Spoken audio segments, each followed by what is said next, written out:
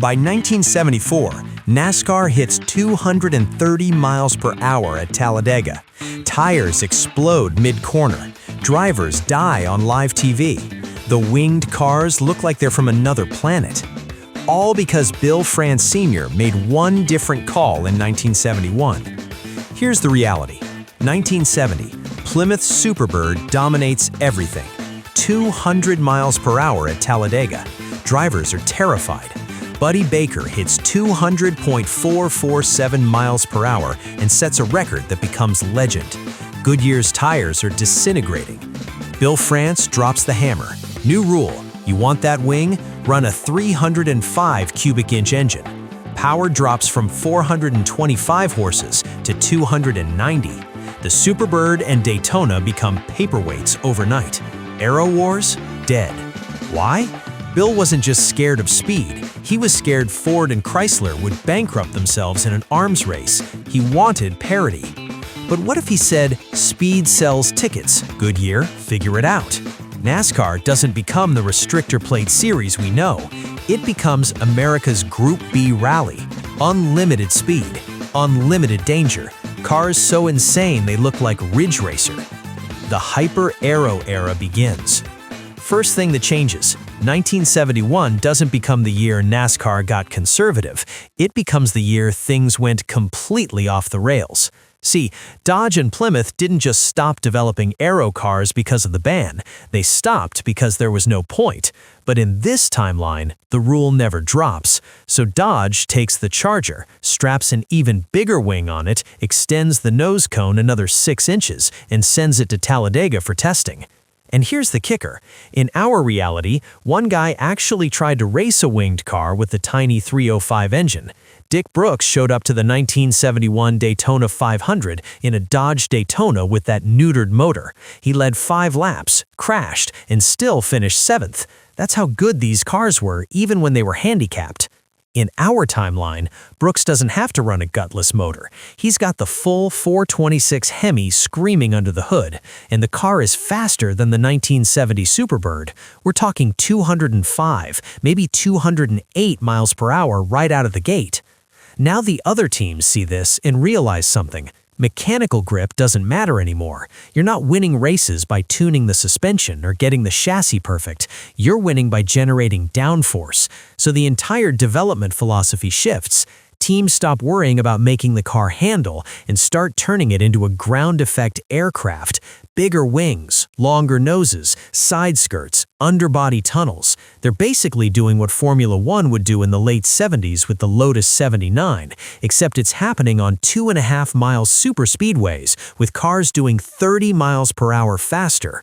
By 1972, we're at 215 miles per hour. By 1973, we've cracked 220. And by 1974, someone, probably Buddy Baker in a Dodge, hits 230 miles per hour in qualifying at Talladega. That's faster than modern cup cars with 60 years of additional technology. But here's where it gets dark. Bias-ply tires in the 1970s were never designed for this. At 200 miles per hour, they were already at the edge. At 230, they're basically time bombs. The centrifugal forces are so extreme that the tread literally starts peeling off the carcass. We're not talking about a blowout where the tire goes flat. We're talking about the tire disintegrating while the car is doing 230 miles per hour in traffic. And it's going to kill someone. In our timeline, NASCAR avoided this by neutering the aero cars, but in this timeline, they didn't. So Goodyear is in full panic mode. They've got teams screaming at them, drivers refusing to race, and Bill France demanding a solution because he's got TV contracts and sponsors to keep happy. So Goodyear does something they didn't do in real life until 1989. They invent the radial racing tire 15 years early. Radials have a completely different construction. The belts run perpendicular to the direction of travel, which makes them way more stable at high speed. In our timeline, Goodyear dragged their feet on radials because bias ply was cheaper and easier. But in this timeline, they don't have a choice. It's either develop the radial or watch drivers die on live TV.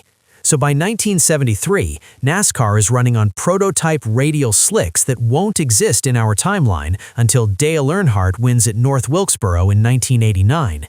And yeah, they work. The tire failures drop off, the speeds keep climbing, but the danger doesn't go away. Because even with better tires, you've still got 40 cars running 230 miles per hour in a pack, and the margin for error is microscopic. The Group B comparison. If you know anything about rally racing, you know about Group B. It was the era in the 80s when the cars got so fast, so dangerous, and so out of control that multiple people died and the entire category got banned.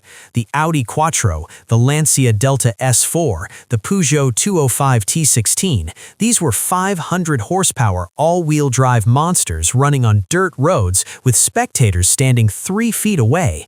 It was the wildest, most spectacular thing motorsport had ever seen, and it killed the drivers, the co-drivers, and the fans. This timeline? This is NASCAR's Group B. You've got cars that look like they came out of a Wipeout video game. You've got speeds that modern safety equipment wasn't designed for. You've got drivers who are legitimately scared but keep racing anyway because that's what they do. And you've got packed grandstands because people can't look away. It's the most exciting NASCAR has ever been, and it's the most dangerous. Statistically, someone's dying. Maybe it's a tire failure that sends a car into the catch fence at Talladega. Maybe it's a drafting bump at 230 miles per hour that turns into a 15-car pileup. Maybe it's something we can't even predict because the speeds are so far beyond what anyone's experienced. And when it happens, when a driver gets killed on live TV in front of 100,000 people, that's when it all comes crashing down. And NASCAR knew this was coming, and behind closed doors, they were already designing the restrictor plate, the device that would eventually slow cars down at Daytona and Talladega. But they don't get the chance to use it. The energy crisis forces their hand first. So these cars aren't just fast, they're thirsty.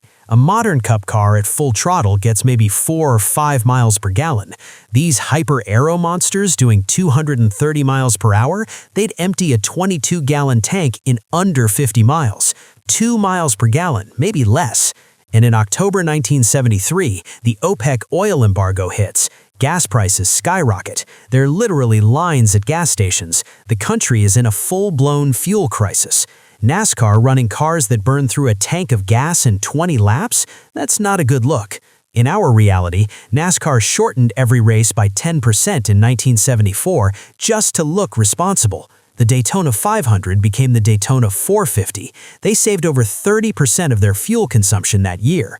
But in this timeline, where the cars are doing 230 miles per hour and guzzling fuel at twice the rate, sponsors start pulling out, fans start complaining, the optics are terrible.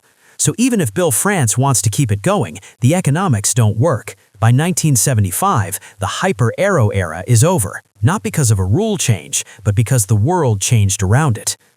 What we lost. Here's what kills me about this timeline.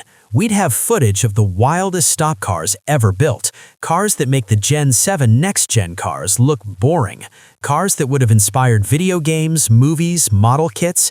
Imagine if Days of Thunder had been set in this era instead of the late 80s. Imagine if Gran Turismo or Forza let you drive a 1974 winged Charger doing 230 miles per hour at Talladega.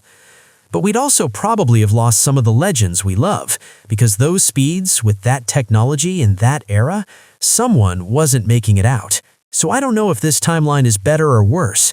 We lose the safety. We lose the longevity of some of the sport's greatest drivers, but we gain this absolutely insane 3-year window where NASCAR looked like something out of science fiction. Would you trade it? Would you want to see what a 230-mile-per-hour Superbird looked like, even knowing what it might cost? Let me know in the comments, because this is the kind of alternate history that makes me wonder what we gave up for safety.